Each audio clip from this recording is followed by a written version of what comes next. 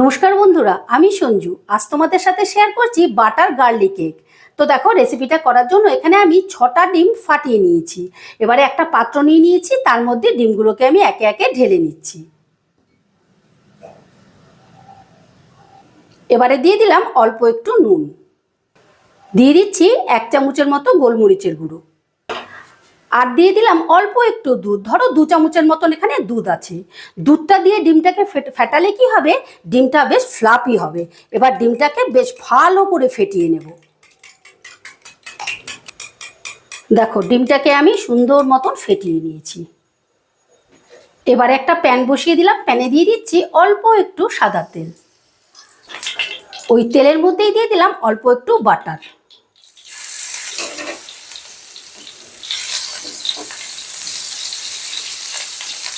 এবারে তেল আর বাটারটাকে একটু প্যানের সাথে ভালো করে মিশিয়ে নিচ্ছি।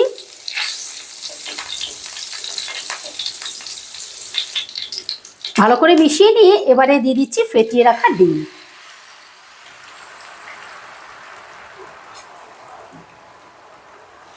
আচ্ছা, ডিমটা দেওয়ার পর প্রথমে কিন্তু টাচ করব না, যতক্ষণ না নিচের পোর্শনটা হালকা একটু সলিড হচ্ছে। দেখো, নিচের পোর্শনটা হালকা হালকা সলিড হয়ে এসছে। এবারে আমি ডিমটাকে এইভাবে ঠেলে দেব। সলিড পোর্শনটাকে ঠেলে দিচ্ছি, আর লিকুইড পোর্শনটা আবার এই সাইডে চলে আসছে। এইভাবে তোমরা একটু ধৈর্য ধরে দেখো, তাহলে বুঝতে পারবে যে কিভাবে আমি এটা তৈরি করছি ডিমটাকে। আর ডিমটাকে কিন্তু ঠিক এইভাবেই তৈরি করতে হবে, তাহলে দেখতে এবং খেতে দুটোই ভালো লাগবে। দেখো, ডিমটা অনেকটাই সলিড হয়ে গেছে। এবারে আমি ছোট ছোট টুকরো করে নেব। আর এটা খেয়াল রাখবে, ডিমটা যেন কোনো প্রকারে লাল না হয়ে যায়, একটু সাদা সাদা থাকে আর একটু নরম নরম থাকে, তাহলেই বেশ জুসি হবে খেতে জিনিসটা।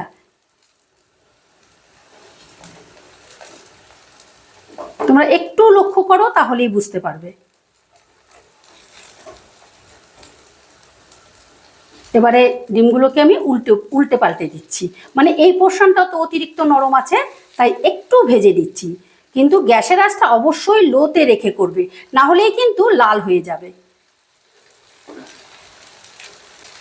দেখো, আমি হালকা করে ভেজে নিয়েছি, আর এই রকম সাদা সাদা থাকবে। এবারে আমি ডিমগুলোকে নামিয়ে নেব। এর থেকে বেশি কিন্তু ভাজলে ভালো লাগবে না। এবারে রান্নার জন্য গ্যাসে একটা কড়া বসিয়ে দিলাম, আর কড়ায় দিয়ে দিলাম বেশ খানিকটা সাদা তেল। এবারে তেলের মধ্যে দিয়ে দিলাম বেশ খানিকটা বাটার।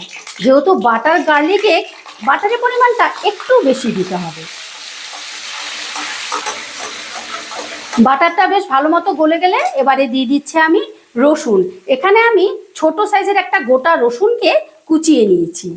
আচ্ছা, এই রসুনটা ভাজার সময় কিন্তু গ্যাসের আঁচটা লোতেই রাখতে হবে, কারণ রসুনটা যেন কোনো প্রকারে লাল না হয়, জাস্ট এর কাঁচা ভাবটা যাবে, এইটুকু আমি ফ্রাই করে নেব।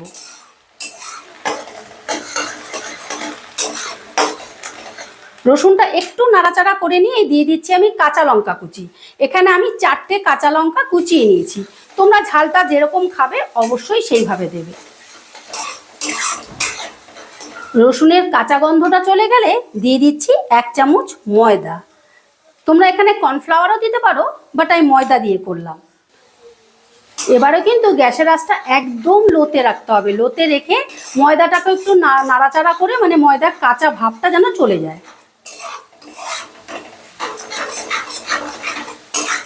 ময়দার কাঁচা ভাবটা চলে গেলে দিয়ে দিচ্ছি আমি চিলি ফ্লেক্স। একই সাথে দিয়ে দিচ্ছি অল্প একটু গোলমরিচের গুঁড়ো, দিয়ে দিচ্ছি স্বাদ মতো নুন। বন্ধুরা, তোমরা অবশ্যই খেয়াল রাখবে, আমরা কিন্তু ডিমে নুন দিয়েছি, সেই জন্য বুঝে নুন দিতে হবে। এবারে টেস্টের ব্যালেন্সের জন্য দিয়ে দিচ্ছি অল্প একটু চিনি।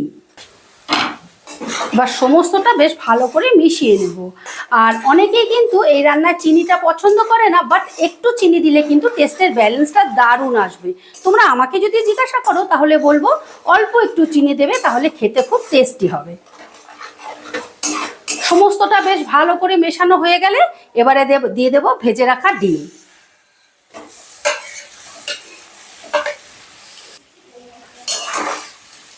এবার ডিমটাকেও মশলার সাথে বেশ ভালো করে মিশিয়ে নেব। ডিমটাকে বেশ ভালো মতো মেশানো হয়ে গেলে দিয়ে দিচ্ছি আমি দুধ। আমি এই কাপটার 1 কাপ দুধ দিলাম। বন্ধুরা, তোমরা যদি এই রেসিপিটা ড্রাই ড্রাই খেতে চাও সেক্ষেত্রে দুধের পরিমাণটা একটু কম দেবে, তবে একটু দেখবে রসালো জুসি জুসি হলে খেতে কিন্তু বেশি ভালো লাগে। একদম ড্রাই হলে খেতে বেশি ভালো লাগবে না। তাহলে রুটি, লুচি, পরোটা বা ব্রেড যেটা দিয়েই খাও না কেন দারুণ লাগবে। এবারে গ্যাসের আঁচটা মিডিয়ামে রেখে আমি 2 মিনিটের মতন ফুটিয়ে নেব। দেখো গ্রেভিটা অনেকটা গাঢ় হয়ে গেছে। আমি এর থেকে আর শুকোবো না, কারণ ঠান্ডা হলে এটা কিন্তু আরও গাঢ় হয়ে যাবে। এই দেখো, ঠিক এই রকম গ্রেভিটা রাখতে হবে, তাহলেই কিন্তু সব কিছুর সাথে খেতে ভীষণ ভালো লাগবে। এবারে আমি গ্যাসটা অফ করে দিলাম। এবার নামাবার আগে দিয়ে দিচ্ছি অল্প একটু শাহি গরম মশলা, দিয়ে দিলাম 1 মুঠো ধনেপাতা। এবার সমস্তটা একটু আলতো হাতে মিশিয়ে দিয়ে তোমাদেরকে আমি পরিবেশন করে দেখাচ্ছি। আশা করি রেসিপিটা তোমাদের ভালো লেগেছে, আর ভালো লাগলে অবশ্যই একটা কমেন্ট করে জানিও, আর আমার চ্যানেলটা সাবস্ক্রাইব করতে ভুলো না যেন। আবার দেখা হচ্ছে নতুন কোনো ভিডিওতে। ঠিক আছে, টাটা।